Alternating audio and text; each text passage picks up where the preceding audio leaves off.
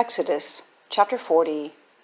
And the Lord spake unto Moses, saying, On the first day of the first month shalt thou set up the tabernacle of the tent of the congregation, and thou shalt put therein the ark of the testimony, and cover the ark with the vail. And thou shalt bring in the table, and set in order the things that are to be set in order upon it. And thou shalt bring in the candlestick, and light the lamps thereof. And thou shalt set the altar of gold for the incense before the ark of the testimony, and put the hanging of the door to the tabernacle. And thou shalt set the altar of the burnt offering before the door of the tabernacle of the tent of the congregation. And thou shalt set the laver between the tent of the congregation and the altar, and shalt put water therein. And thou shalt set up the court round about, and hang up the hanging at the court gate. And thou shalt take the anointing oil, and anoint the tabernacle, and all that is therein, and shall hallow it, and all the vessels thereof, and it shall be holy. And thou shalt anoint the altar of the burnt offering, and all his vessels, and sanctify the altar, and it shall be an altar most holy. And thou shalt anoint the laver and his foot, and sanctify it. And thou shalt bring Aaron and his sons unto the door of the tabernacle of the congregation, and wash them with water. And thou shalt put upon Aaron the holy garments, and anoint him, and sanctify him, that he may minister unto me in the priest's office. And thou shalt bring his sons, and clothe them with coats. And thou shalt anoint them, as thou didst anoint their father, that they may minister unto me in the priest's office. For their anointing shall surely be an everlasting priesthood throughout their generations. Thus did Moses, according to all that the Lord commanded him, so did he.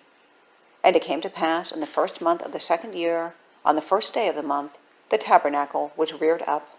And Moses reared up the tabernacle, and fastened his sockets, and set up the boards thereof, and put in the bars thereof, and reared up his pillars.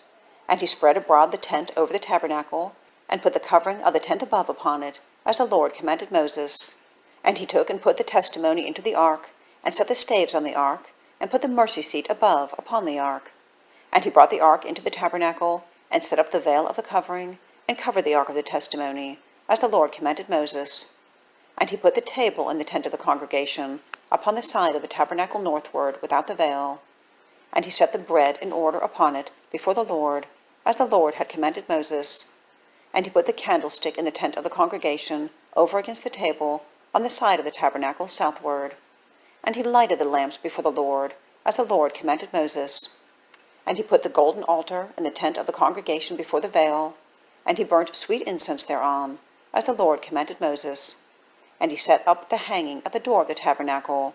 And he put the altar of burnt offering by the door of the tabernacle of the tent of the congregation, and offered upon it the burnt offering and the meat offering, as the Lord commanded Moses. And he set the laver between the tent of the congregation and the altar, and put water there, to wash withal. And Moses and Aaron and his sons washed their hands and their feet thereat. When they went into the tent of the congregation, and when they came near unto the altar, they washed, as the Lord commanded Moses. And he reared up the court round about the tabernacle and the altar, and set up the hanging of the court. So Moses finished the work.